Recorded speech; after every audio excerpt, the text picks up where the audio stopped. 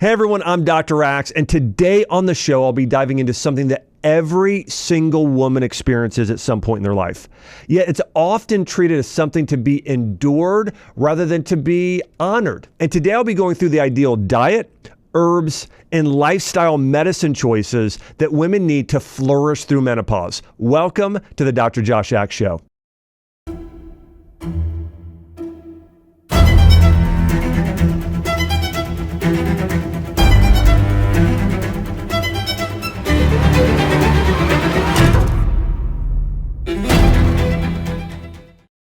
More than 90% of postmenopausal women were never taught about menopause at school, and over 60% only started looking for information about it once their symptoms started, according to the University College of London Women's Health. And menopause is something so many women have questions about, and today I'm going to give you the answers on how to naturally flourish through menopause, how to get rid of all your menopausal symptoms, and how to feel and look younger. Now, typically, menopause occurs between the ages of 45 and 55, with the average being around 51. And perimenopause, which is the transition phase, can start as early as the late 30s and last between 2 and 8 years, with the average being 4 years. And hot flashes, night sweats are two of the most common symptoms, and those can last 7 years on average. And while menopause is natural, the symptoms don't have to be overwhelming or debilitating.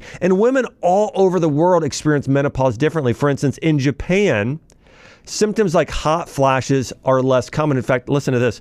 Less than 1 in 4 women, so less than 25% of women in Japan, have no hot flashes, potentially due to their healthier lifestyles, diets, and they have a very different cultural approach and mindset around menopause. And oftentimes, menopause in the Western world is seen as a time of decline, but it can also be a period of empowerment when it's managed well. A study published in The Lancet, one of the most prestigious medical journals in the world, advocates for an empowerment model. With the right support and resources, women can view this transition as an opportunity for growth, for more wisdom, and for the next phase of being the most impactful they've ever been in their life. Here's a quote from Michelle Woolhouse. She's an integrative medical professional, medical doctor. She says this: menopause is a time when a woman transforms from the fertile years into the wisdom years.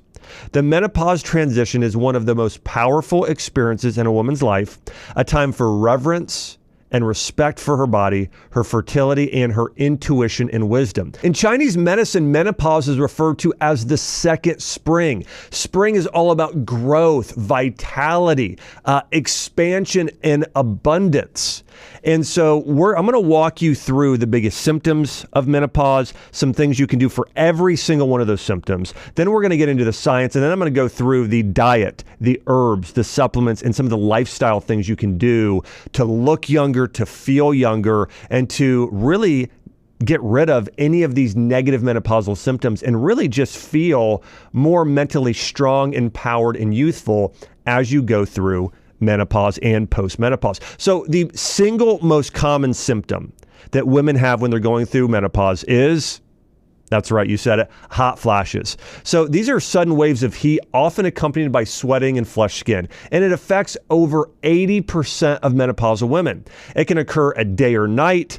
It's caused by fluctuations in estrogen levels that affect the hypothalamus, the part of the brain that regulates body temperature. Now, when you're going through a hot flash, again, remember, it's connected to estrogen fluctuations. Now, here's what happens. When estrogen gets too low, the body has a harder time producing enough fluids, so moisture, and its ability to cool itself. So think about that. That's why you get so hot. Why is your body so hot? Your body is having a difficult time regulating your body temperature, and it's having a difficult time moistening itself. So your body starts sweating to try and moisten itself, while a lot of it goes external.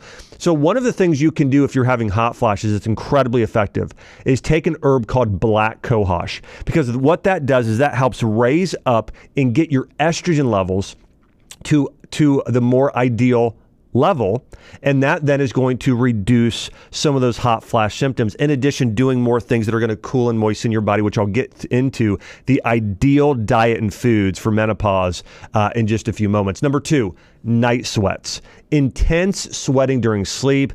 This causes sleep disturbances and typically fatigue the next day. And this also is connected to these fluctuations in estrogen levels.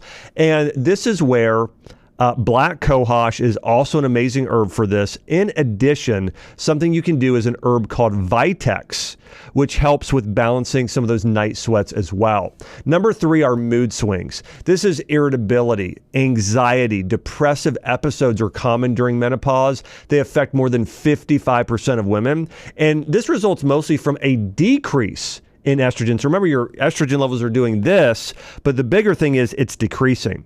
And this also affects serotonin levels in the brain, which can lead to mood changes and emotional stability issues, to where you're lashing out or you're depressed and you're sort of going back and forth and you feel like your emotions are a total roller coaster.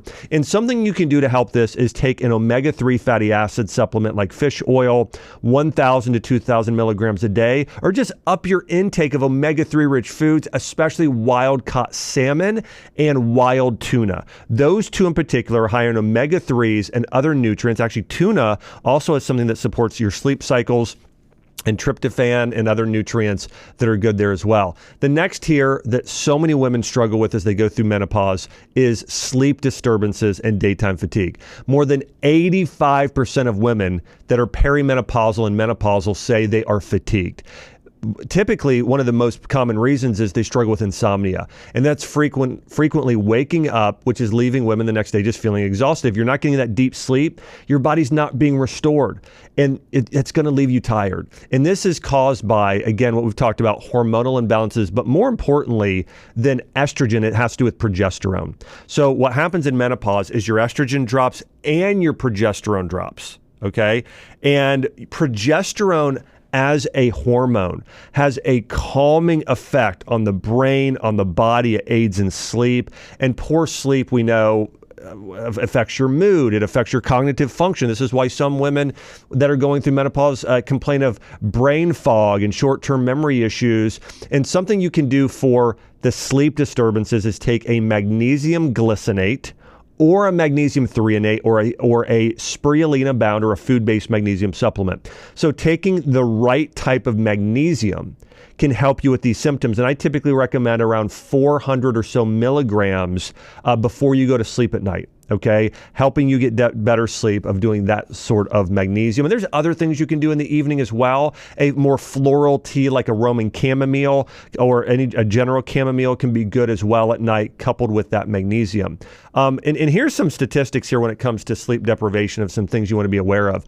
Sleep deprivation also increases your food cravings, which then often results in weight gain. If you're not sleeping well, you're going to feel like eating more, because it throws off these other hormones in the body. So what happens is when progesterone drops and then your sleep drops, that affects melatonin, which then that affects hormones called ghrelin and leptin. And those are known as your fat-burning hormones and your hunger hormones. So you're left feeling like you want to eat more. So you find yourself snacking, like wanting to eat a whole bag of potato chips or way more bread than you typically would want to, or more sugar because of it. So this is why women gain weight during menopause, is due to these hormonal imbalances that then lead to these cravings, but it typically is from the sleep deprivation. But if you can take magnesium, if you can do some floral teas like chamomile, you could also try CBD oil is another good option, but anything you can do to improve your sleep is going to be helpful.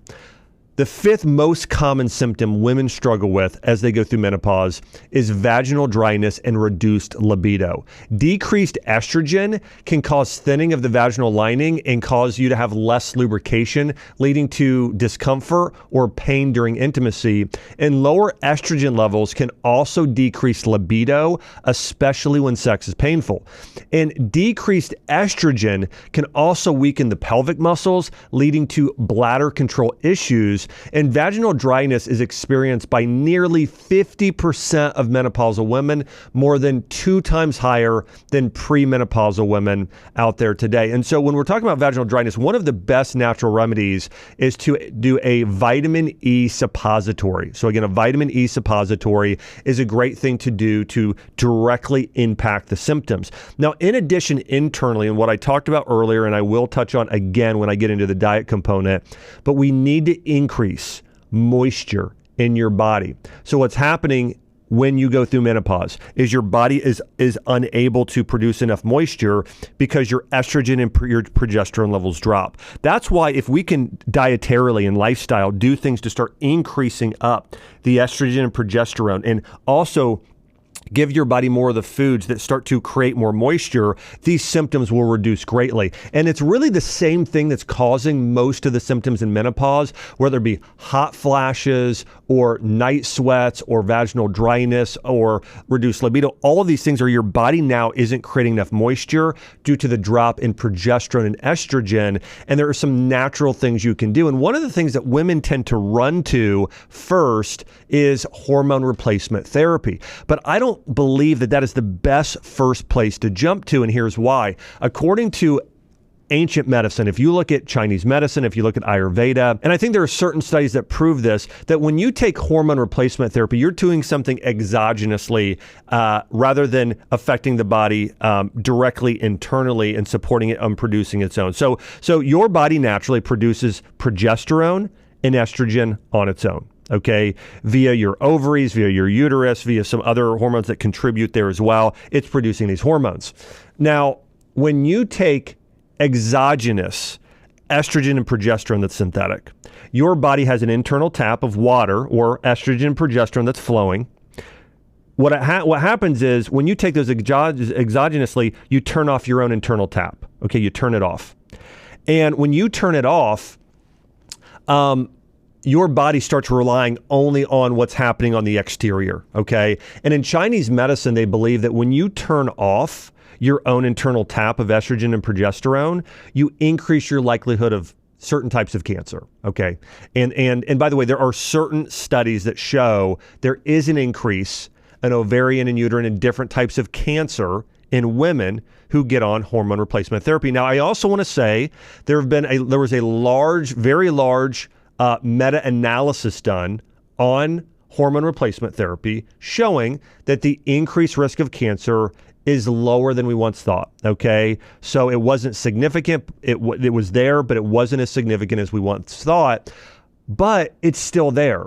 And what I found is women are healthier and better if the first thing they focus on is having their own body produce more of it on its own. And there are ways to do that, and that's what I'm going to go through today when we get into diet and supplementation and a number of things, is that you can take your tap that might only be dripping, okay? You want something at least, and actually turn it more on where your body now starts producing more estrogen and progesterone, where you don't have the menopausal symptoms and you don't have to rely on a hormone replacement therapy, which is going to have side effects. In Chinese medicine, they call it stagnation, because now things are moving less internally in your body. So listen, you cannot take something synthetic on the outside and not have some sort of side effects. Now, sometimes, listen, I believe that there is a time and a place where if a woman has gone and said, okay, I'm doing the herbs, I'm doing the diet, I've managed my stress, and I've tried those things naturally, and it's still really affecting my sleep in a big negative way, then I think there's a time and a place for hormone replacement therapy. So I want you to understand, I'm not saying there's never a time and a place and we should never do hormone replacement therapy. There is a time and a place, but it shouldn't be the first thing you jump to. Again, what most women do today is the first thing they do is jump and run to a medication. It's the first thing they do. And we know that is going to treat the symptom and maybe even improve that one area of health, but we know it's going to deplete other nutrients. We know it's going to cause another side effect in the body. And while hormone replacement therapy is one step more natural than that, it's still not natural. And there are other things you can do to improve these symptoms. So again, if you have tried and exhausted and by the way, I believe the same thing about diabetes. Think about it. That's a hormone-based condition. If somebody has type 2 diabetes and they come into my practice, every time, if they follow my specific advice, they're able to reverse their diabetes. Or let me say 99% of the time, we've been able to reverse type 2 diabetes. Why? Because we're just rebalancing insulin. How do we do that? Their diet is mostly protein, fiber, some healthy fat, very specific nutrients like chromium and magnesium and certain things that really balance insulin, and hormone levels come back into balance. That happens. Now, if I worked with somebody for 2 years and we still weren't able to get those insulin levels right, then there's a time to get on insulin or get on metformin or get on medication. But the reality is, in almost every case, if you're able to do the things that are more natural, you can reverse it, you can get your body into ideal balance, and it's typically not needed. Or at the very least, you want to push it off as far into the future as you can. So again, with vaginal dryness, remember vitamin E suppository, in addition, following a moisture boosting diet. And so some of the best foods for this in particular are going to be foods that support progesterone, like chickpeas, pumpkin seeds or pumpkin nut butter, or pumpkin seed butter, wild-caught fish like tuna and salmon, yogurt. These are some of the things that will most help. All right, number 6 symptom that most women struggle with as they go through menopause is weight gain. About 70% of women gain weight during menopause. And it's really hormonal weight gain. Okay, these hormonal changes including reduced estrogen, reduced progesterone, and increased cortisol slow a women's metabolism, leading to susceptibility to weight gain, especially around the abdomen. And the best, and actually sometimes it's called menopause belly. Okay, women will start to say, well, I'm starting to get this, this extra weight gain right on your midsection. And the best thing to do for that is going to be weight training. Okay, weight training is the best thing you can do, okay? And it doesn't have to be every day, but it could be 3 days a week for 30 minutes, but doing some weights is going to be able to help that, along with just more movement, more walking, a little bit more cardio, but more movement and exercise will help. During menopause, women typically experience an average of about 1 to 2 pounds per year of weight gain. And this can accumulate to a total body weight of around an extra 5 to 10 pounds over the course of menopause transition. And a higher body fat equates to more sleep problems, more depression, more anxiety, more joint pain, more urinary issues, more heart disease, and just generally aging more quickly. So you really want to do everything you can to combat that. And that's why weight training and exercise are your biggest tool against that. Number 7, bone density loss. Reduce estrogen negatively impacts calcium absorption and bone remodeling. So less estrogen increases the risk of bone density loss, such as osteopenia or osteoporosis. And what you can do for that is, and by the way, this also puts women at risk for things like fractures. Okay, and so we want to do everything we can to combat that. This is where taking a supplement or eating foods that help build bone density. In ancient medicine, they knew that celery was one of the best. Imagine, they would say, if a food looks like an organ, it supports that organ. Hold up a stalk of celery next to your arm, or look at one. It looks almost like a bone, right? And so celery is one of the most electrolyte-rich and alkaline foods that keeps your body from losing minerals. So eating more celery is great. Doing steamed green leafy vegetables like steamed spinach, that also is going to help with bone density. Doing raw cheese, that's great for bone density. And then if you want to take a supplement, here's the thing I want to tell you. Never, ever take an isolated calcium supplement, because that can increase your risk of heart disease if it's not absorbed well. So what you want to do if you're going through through menopause for supporting bone density, you want to take a supplement that's food-based that has magnesium, vitamin D, vitamin K2, and potentially calcium in there. And if it has those things, your body's better going to absorb calcium, because for your body to absorb calcium, it needs vitamin K, and it needs D, and it needs magnesium in order to do that. So if you increase your intake of those foods, if you weight train and walk more like we talked about, then and take that supplement, that's going to pretty much reduce your risk of the bone density loss. Number 8 is cardiovascular issues. This is where I think increasing your intake of omega-3 rich foods. We talked about taking a fish oil supplement, eating more salmon, doing more tuna.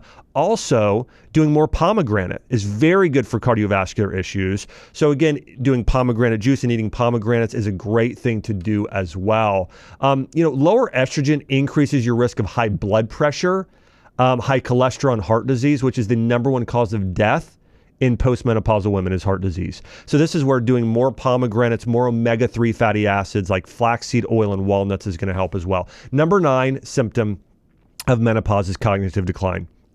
These fluctuating hormones affect brain function and memory. In fact, more than 30% of women struggle with memory and brain fog as they go through menopause.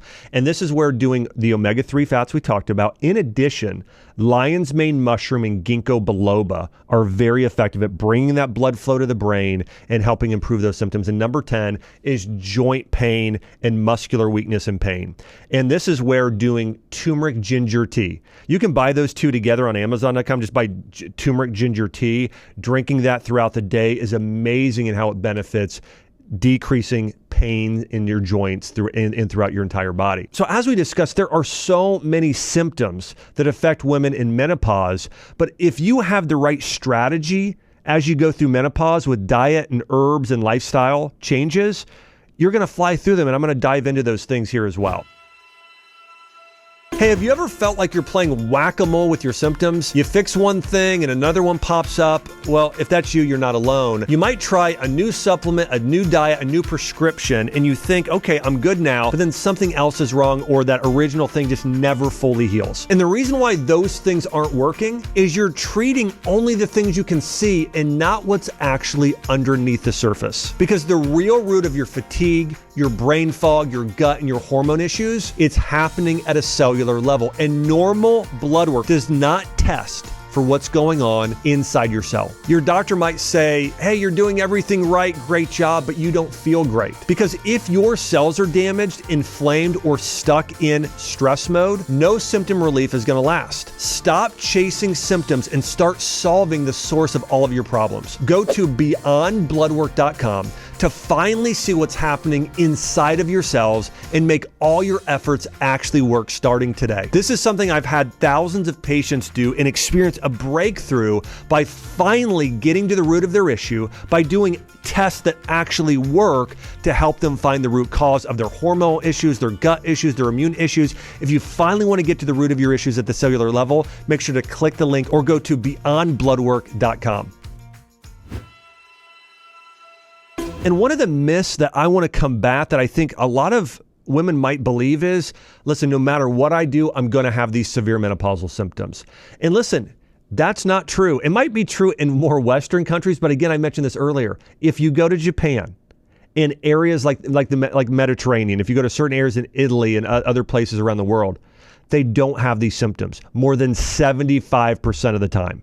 Think about that. Okay, so most women, 75% of women, have really almost no menopausal symptoms. And in a lot of these countries, there's just a cultural difference. In Japan, I mentioned far less symptoms and a diet that's much healthier, a lot of miso, a lot of edamame, a lot of seaweed, a lot of fish. These things are going to help with the symptoms. In India, in Ayurvedic medicine, menopause is often viewed as a natural transition rather than a medical problem. I think that's the way people think about it in the West. It's a medical condition. It's a medical problem. And the reality is, if you're doing the right things, you can have very little to no menopausal symptoms. In Ayurvedic medicine, and when you look at Japan, they're doing a lot more herbs as well. I think that's one of the single biggest things we're missing in our diet. In Ayurveda, they're recommending a lot of shatavari. They're recommending a lot of turmeric. They're recommending a lot of herbs that are going to decrease these symptoms. And then in Chinese medicine, they're doing the very same thing. A lot of green tea, a lot of black cohosh, a lot of these things that are going to reduce the symptoms. There's also regular practice. When you look in Japan, they're walking. They're on their bicycle. They're swimming. They're doing practices like Tai Chi and yoga, just flowing movements that are healthy. And in Ayurveda, they're doing things like yoga and meditation. These are things that reduce stress levels and bring the body more into balance. And so in all of these different cultures, and then the Mediterranean, countries like Greece and Italy, women experience far fewer symptoms as well. Think about their diet. A lot more extra virgin olive oil, more healthy fats, more antioxidants, more food that was picked fresh that day, wild caught fish. Right? These are things. And then here's the other thing, more connection and community, right? Laughter. They're not rushing to every part of every day or everything they're doing every day.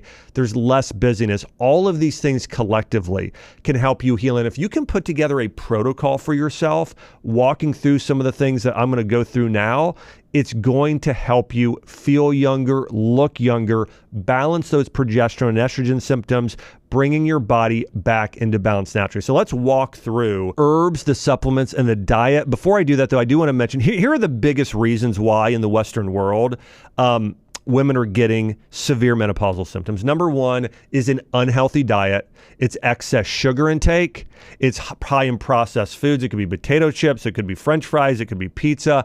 Excess alcohol consumption. Now, I do want to say, when you look at France and Italy and Greece, they are drinking a fair amount of wine, and probably actually more than we do here. But it's in such a way where they're laughing and they're doing a 3-hour meal and reducing stress or doing it at the beach. It's a different way. So I don't think that's the single biggest thing. But if you're a person, you're stressed out, and then you're trying to drink away your stress, along with eating a bag of potato chips and ice cream, that's going to cause a problem. An unhealthy diet is the single biggest thing making menopausal symptoms worse. The second biggest thing is chronic stress.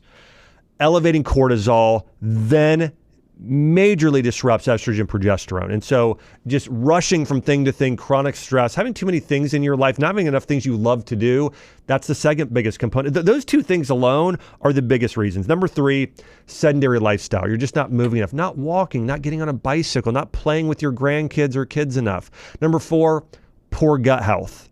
Number five, nutritional deficiencies. There's a lot of women today deficient in magnesium, vitamin D, certain types of B vitamins, iron. There's major deficiencies there. Number six, it could be, overconsumption of alcohol. The other thing, number seven, would be hormone disruptors. If you're using a lot of plastic bottles, Teflon pans, all these chemicals, that can cause issues. Poor sleep, excess weight, genetics play a very, very minor role. Maybe if you're not a good methylator, which there's ways to fix that nutritionally. But overall, the biggest things that are disrupting women today, causing menopausal symptoms to be worse, are diet, stress, and then just, which this is tied to stress too, just lifestyle issues. You don't have enough town time, not enough rest, not enough joy building, doing things you love to do. Those are issues. So let's walk through the top herbs and supplements for improving menopausal symptoms. Number one by far is black cohosh. This is an herb that was traditionally used in all of Asian medicine. It contains phytoestrogens that mimic estrogen and support estrogen in the body. It's been shown in clinical studies to reduce hot flashes and night sweats. It also improves mood, eliminates joint pain related to menopause, so lots of benefits. Number one thing you can take for menopause is black cohosh. Number two is wild yam. This is a root rich in something called diosgenin. And this compound supports hormone balance, and specifically, it's a natural progesterone booster. So black cohosh increases estrogen, while wild yam increases progesterone. And wild yam has been shown to also help with women who have estrogen dominance. So you might have been a woman throughout your life and you just know you've been really estrogen dominant. Well, wild yam is really great for helping bring some balance there. Now, you also want to do some things to help get rid of the excess estrogen. It could be cruciferous vegetables or an herb like milk thistle. It's really your liver acting a little bit, being more active at decreasing these excess estrogens. But overall, for most women, wild yam, especially in menopause, is the most beneficial. And this is in studies shown to also help with vaginal dryness. And you can do this as a cream, as a capsule, as well, or a tincture. But wild yam is fantastic for upping those progesterone levels to help with some of those specific menopausal symptoms. Number three is red clover. It's actually a legume that contains isoflavones, which act similarly to estrogen. So it's another one that's going to help estrogen. And this one in particular is used for hot flashes, cardiovascular health, bone density and strength as well. You typically do about 40 to 80 milligrams of red clover a day. Another favorite of mine, now this is used more in Ayurvedic medicine. It's known as shatavari, and it's an adaptogenic herb that also contains phytoestrogens, but also helps lower cortisol. So it helps it twofold. Helps increase estrogen, helps lower cortisol. This also improves vaginal dryness and libido, supports overall vitality, helps with managing stress. Typically doing around 500 milligrams twice a day of shatavari helps with menopausal symptoms. Number 5 is dong quai. This is known as female ginseng in TCM.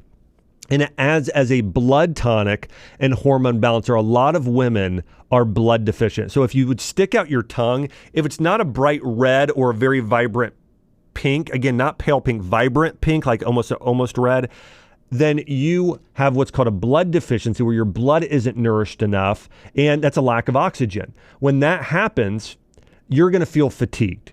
So if you're going through menopause and you just feel tired, you maybe even feel more pale on your skin or your tongue, dong quai is the single most powerful herb for improving that. And that can improve also hot flashes. It can improve, like if you feel like you've got poor circulation, blood circulation, like your hands and feet get cold, that's an issue there. If you get sometimes, any sort of just muscle pain or cramping, it's also good for that. But energy, low energy, dong quai is incredibly powerful. Typically, I would recommend around 500 to 1,000 milligrams daily of dong quai as you go through menopause. And so as we talked about, those are the most powerful herbs as you go through menopause to improve those symptoms. And there's a few others there. I could have mentioned Rhamania as another good one, or ashwagandha, but generally those are the Fab 5 that will decrease those menopausal symptoms. Now, next up, I would say supplementing with when we're talking about nutrients, magnesium is number 1. It's an essential mineral that supports relaxation of your blood vessels, of your body. It improves sleep. There's studies showing it sometimes reduces hot flashes and night sweats. It also promotes better sleep, reduces anxiety. I would recommend about 300 to 400 milligrams daily, ideally at night or the evening, of a magnesium glycinate, magnesium threonate, or a food-based magnesium that maybe comes from something like spirulina. But that's what I would recommend for magnesium. Number 2, an omega-3 fatty acid. I would recommend 1 to 2,000 milligrams a day of a fish oil. Could also be caviar oil or roe oil, but some sort of oil that has EPA and DHA. And then in addition, I would add in some nuts and seeds that are rich in omega-3s and eat wild-caught fish itself as well. Number 3 is vitamin D. I would do about 2,000 milligrams daily if you feel like your magnesium levels are just minorly low or about right. If not, you want to do closer to 5,000 IUs of vitamin D daily. And here's the other thing. You ideally want to take it with magnesium. So one of the best things you could do is find a vitamin D magnesium combo and take those together because they both improve the absorption of one another. Now, your ideal way to get vitamin D is via sunlight. This is why spending way more time outdoors will help your symptoms. And here's the thing, you want to get sun in your skin, but you don't want to get too much sun. And you never want to get sunburnt because that is actually what ages your skin, is getting a sunburn more than anything. So get 20 minutes, get 30 minutes, then you might cover up. You do want to spend more time outside, but you also, some people think you should get no sun on your skin if you don't want to age it. It's just not true. You want to get a minimal amount to get that vitamin D, and then you can cover up or put on a natural-based sunscreen. Number 4, probiotics. These live bacteria support the gut microbiome, which is going to increase your nutrient absorption of all your nutrients. Your body can create more nutrients and actually create more hormones. 95% of your body's serotonin is created in your gut. And so you want to do everything you can to support the gut microbiome. I recommend about 100 billion CFUs daily for most women. And if you've ever taken an antibiotic and have poor gut health, 1 trillion probiotics a day. And so those are the biggest needle movers in terms of supplements. So listen, there's not a million things you need to take. If you can find a good, few herbs that we talked about and a few good, nutritional nutrients there and probiotics, you're going to see amazing results there along with adjusting your lifestyle. Now, let me walk you through the best foods for menopause and the dietary approach. Hey, have you ever looked at skincare products and thought, how will I know this actually works? Well, with OneSkin, I don't just believe it works, I have proof. This company was founded by an incredible team of scientists specializing in tissue engineering, stem cell biology, and skin regeneration. And every product they create is backed by rigorous lab studies and real clinical results. OneSkin's game-changing ingredient, OS1 peptide, is the first scientifically proven ingredient to reverse skin's biological age. It works at the cellular level, targeting senescent, aka zombie cells that speed up aging. And the numbers speak for themselves. And their SPF neutralizes free radicals 4 times more effectively than other so-called anti-aging sunscreens. I personally use their OS1 face in the morning and in the evening, and I've noticed my skin feels firmer, healthier, and more hydrated than ever before. So if you want to start improving your skin at the cellular level, go to oneskin.co/axe and use the code AXE, that's AXE, at checkout for 15% off your first purchase. That's oneskin.co/axe, code AXE for 15% off today.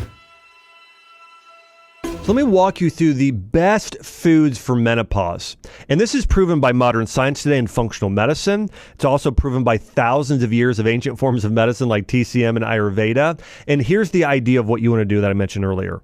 Your body, when your estrogen and progesterone lower, it stops producing enough moisture, and your body also isn't able to cool itself as well. So you get hot, you get sweaty, those things start to happen. And so these foods in particular are going to help you balance that. Now, in Chinese medicine, they would call it a kidney yin deficiency. That's the medical term used in Chinese medicine. In Japan, we talked about Japanese medicine. They use the very same type of medicine or very similar to that in China. And this is why women have far less menopausal symptoms, is they actually understand and know why they're having these symptoms. And so we want to bring moisture and coolness to the body and protect it. The number one food group that's going to help with that is going to be green leafy vegetables that are steamed. Like steamed spinach is going to be very helpful with that. Steamed kale is going to help you with that. Berries and pomegranates, specifically goji berries, are the single best in pomegranates. Goji berries and pomegranates. The second category, and I would say, would be blueberries and blackberries, okay? And apples and pears can be great too for kind of bringing that moisture to the body. But pomegranates and goji berries, you can buy pomegranate powder, add a teaspoon or a tablespoon to a morning smoothie. You could just eat pomegranates or do a little pomegranate juice or mix that in water with a little stevia and drink that throughout the day. But again, pomegranates and goji berries, probably the most powerful berries for reducing menopausal symptoms. And then we have fatty fish. Wild caught salmon being one of the best. You could buy sockeye salmon, wild king salmon. In addition, there's lots of other great types of fish. Wild caught tuna, also sea bass, black cod, sardines, halibut, even grouper and snapper, but getting more fish, and especially the fatty fish, in your diet is going to be very, very helpful.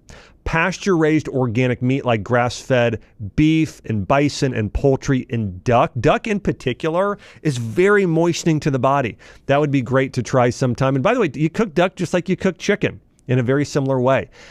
Flax seeds and chia seeds and hemp seeds. These contain those omega-3s and they bring natural moisture to the body. And if you need to build your blood, black sesame seeds are good, but in particular, flax and walnuts would be the two that I would consume the most of. You could add a tablespoon of flax seeds to a smoothie or do a little bit of cottage cheese or yogurt. Walnuts you could do maybe with a snack with pomegranates, something like that is a good option. And then I would recommend doing herbs like turmeric, cinnamon, rosemary, just regularly using more of these herbs on your food. Sage, basil has incredible benefits for hormones. And then I would say yogurt. This could be a plant-based yogurt like coconut yogurt, or it could be an A2 dairy yogurt like sheep yogurt or goat milk yogurt, or an A2 cow's milk yogurt, or kefir is another option. Think about it, it's very moistening to the body. And then avoid processed foods, refined sugars, trans fats. Just remove the processed foods. That's going to help tremendously. And then when you're creating your meals for menopause, you want to follow a very specific dietary pattern. Number one, get more protein, okay? So get more protein, more collagen, more bone broth, more plant-based protein. So in the morning, a lot of times if I have a woman create a hormone balancing smoothie, what I will have them do is I'll have them put in like a little bit of sweet potato, which is very balancing, or yam in there. Maybe it's like a fourth of a cup. I'll then have them do a tablespoon of goji berry powder.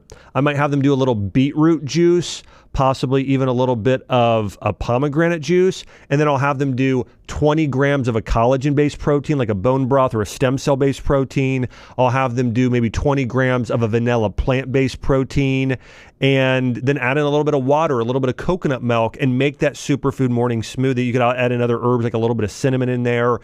And that's an amazing morning smoothie to do to help balance your hormones there. And there are other things, but again, you're getting lots of protein there. You're getting fiber. You're getting antioxidants. That's what you want to focus on. And then for your other meals, I would say for lunch, do wild caught fish or grass-fed beef or chicken or turkey. Do that with a little bit of sweet potato or basmati or jasmine rice, or a little bit of sourdough bread. And so you're going to do more of that carbs, fiber, and protein. And at night, you're going to go lower carb and do more fat.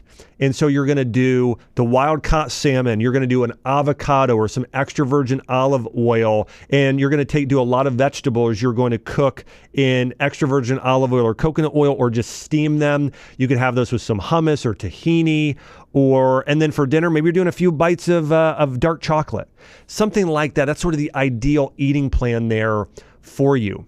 And as I mentioned earlier, there are lots of diets that can help. I want to mention a few just studies here. A Mediterranean diet, in terms of the studies, tremendously helps. And that's incorporating most of the foods I mentioned. It's lean protein, it's more fiber, it's berries, it's more healthy oils. All of those are going to help. More omega-3 fats. You know, a lower carb diet actually can help. I'm not saying you should go keto, but I am saying there's a study out of UMass General, and they found that when somebody did more fat and less sugar in their diet, they experienced less hot flashes. So moderating those carbs, and especially at night, going lower in carbohydrate, is a smart idea when it comes to getting rid of menopausal symptoms. And then when it comes to lifestyle and movement, regular exercise. Now, when you look at a lot of these longevity or blue zones, you're going to notice they walk a lot or they cycle a lot. Okay, so they are they're walking and cycling places as much as they can, about 30 to 60 minutes a day, and then sometimes they're doing some sort of other exercise. So I would recommend, in an ideal world, that you strength train 3 days a week, but at least 2 days a week. I'd recommend on those days that you don't, walking or doing some light cardiovascular exercise, and one day trying to do a little bit more intense cardiovascular exercise. Remember, prioritizing sleep is also a big deal. You want at least 7 hours of sleep at night, at least. And then hydration. Remember, you want more moisture. So doing about 8 to 10 glasses of water a day, or getting 2 or 3 of those big 32-ounce things of water and drinking that throughout the day. You don't need a full electrolyte powder. You probably can do like a half a packet of an electrolyte powder, or add in a little pomegranate juice and stevia with a pinch of sea salt, something like that. And also eat more celery. Eat more plums, eat more watermelon in the summer months. That's also going to bring some great hydration to your body as well. And then what we talked about is stress management. Look at your daily schedule, or look at your weekly schedule, and try and incorporate spending more time in prayer with God, reading your Bible, connecting with another woman at Bible study, spending some time in meditation, creating more community and connection with friends and laughter. And sometimes you have to pursue and build those, and that takes work, but it's worth it. It's worth it for your longevity. It's worth it for your well-being. And God created us for deep, intimate connection with one another. And so the reality is this: when we're not living in tune with what God created, which is being connected to Him, being connected to others, and being connected with nature, we're sick. If you can increase your connection in relationships and all of those areas, you're going to be healthier. The menopausal symptoms will all get better in response to that. And there are other natural treatments that can tremendously help with menopause. Acupuncture is great. Massage therapy can be great as well, or some things you may consider there as well. And let me close by talking about the pros and the cons of hormone replacement therapy. And again, what you can do instead, which is a lot of what we just covered. But first, hormone replacement therapy has been shown to be ideal if it's used typically between the ages of 50 and 60 or within 10 years of onset of menopause. The potential benefits, according to the studies, is it has been shown to reduce hot flashes and night sweats. It has been shown to support bone density. It has been shown to improve mood and sleep issues. Here are the cautions. While it can be effective, it also has potential health risks, the most common being certain types of cancer, especially hormone-based cancers like breast cancer. In fact, I know someone personally who got on hormone replacement therapy, and not just one person in the past, just literally a few months ago, and many people years before who got on hormone replacement therapy, and a couple years after they did, they were diagnosed with breast cancer or an ovarian type of cancer. So I've seen this in clinical practice. I know that it can be a cause or contribute in certain cases to certain types of cancer, but also if your hormone symptoms are so severe that they are destroying your sleep, destroying your mental health, that sometimes is worse than any side effect of hormone replacement therapy, and that can be a better option then for those cases. So listen, I think there's a time and a place for hormone replacement therapy for women, but before you jump into hormone replacement therapy, the first thing you should do, like taking any synthetic medication, the first thing you should do, change your diet, try some herbs. The other thing I want to mention here finally is that you can also take glandular supplements, take ovary and take uterus of cows or sheep. Okay, so take a glandular supplement for women, typically do twice the dosage, and take those along with the herbs and all the things I mentioned. You could also try peptides, but try taking these glandulars, try doing the vitamins and the supplements and the lifestyle, all the things I tried. And 90% of the time, what you're going to see is these symptoms you have of menopause, they're going to improve or completely be eliminated.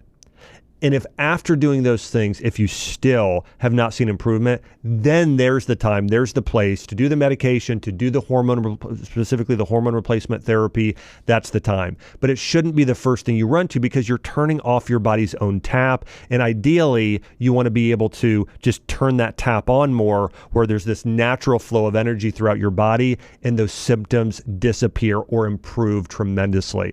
I want to say thanks so much for tuning in here to the show. You know, I think with menopause, this is something that isn't talked about enough in terms of how do you really thrive through your 40s, your 50s, your 60s, and later on in life, especially for women. And for me, you know, I've helped guide my mom through it. And, you know, I didn't bring up my mother-in-law was so interesting. I put her on a diet like this when she was around, I want to say it was 49 years old. And when she got on it, she actually had started menopause. She had not had her cycle in a year or two, and then she started having it again, which I know some of you may not want to go through that again, but all that being said, she started having some of the symptoms because she was able to reverse her biological age. She probably reversed her age by 5 to 10 years. She was that much younger, looking younger, feeling younger. So here's the other big bonus I want to mention. As you follow this menopausal diet I just went through and the herbs and the lifestyle adjustments, not only is it going to help improve your progesterone and estrogen and alleviate the menopausal symptoms, you are actually biologically going to be getting younger. Your skin will look younger, your wrinkles will be like, overall, you will look younger, feel younger, and actually be younger biologically when you walk through this dietary and lifestyle protocol I went through. So there's not just the benefits of the symptoms, there are the benefits of longevity and health, being able to live out more of your purpose, connect more with your family, and live an abundant life. I want to say thanks so much for tuning in here to the show. Hey, make sure to subscribe. By the way, I am so elated that so many of you are subscribed. And listen, some of you are not and you're missing out. We've got so many amazing interviews coming up. You know, I was able to be in Washington, D.C. this past week connecting with the head of the FDA, Marty Makery, Robert F. Kennedy Jr. there, Dr. Mark Hyman, and so many others. We have some amazing people coming on the show. I have some amazing insights to be able to share with you in coming episodes. So if you're not subscribed, make sure to subscribe. Also, thank you all of you who have shared this episode and other episodes. We're literally changing the health of the world together. So thank you for sharing as well. And thank you all of you for the amazing reviews on Apple and Spotify. Wow. Thank you all of you as well. If you haven't left a review, please do that as well. But again, I just want to say thanks to everybody, and I can't wait to see you on the next episode.